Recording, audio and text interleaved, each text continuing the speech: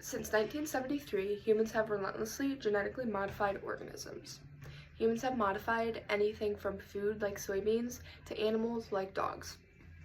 One of the most common genetically modified foods is corn that we have a lot here in Illinois.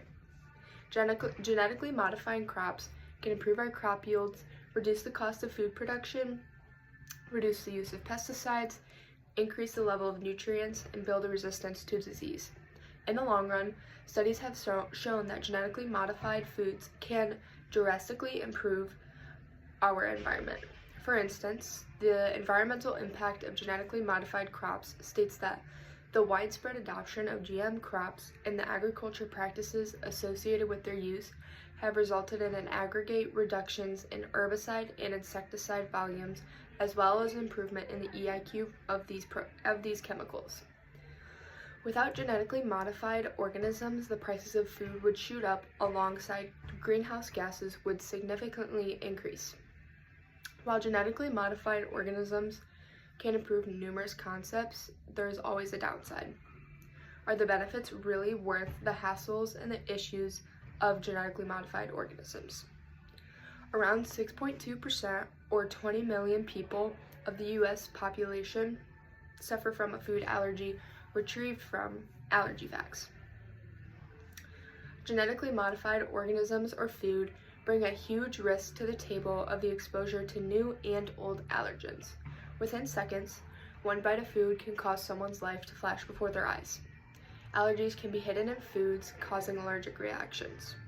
With that, there are many more issues that genetically modified foods may cause, but no official studies or evidence to prove these claims. These claims consist of infertility, cancer, causing disease, and the list is endless. The biggest concern of genetically modified corn is the spread through the environment. To illustrate this claim, if they are introduced into an environment, they can affect biodiversity. For example, existing species can be overrun by more dominant new species. If the genetically modified corn were to make its way into wild corn, it would be harmful to animals and the environment. That's from consequences of GMOs for biodiversity. Without caution, the environment could slowly be destroyed by genetically modified organisms. The biggest question is, how are these organisms genetically modified? First, scientists determine what trait they want the corn to have. These traits include resistance to drought, herbicides, or insects. These traits give crops the capacity to flourish to the best of their abilities. Second, they find an organism that possesses this specific trait. For example, the Bt trait can be used to reduce the need of pesticides. Once the gene that is needed is found, it is then copied. The scientists then insert the gene into the DNA of the corn. Lastly, in order to monitor the corn, the scientists keep the plant in the lab to see if it develops correctly.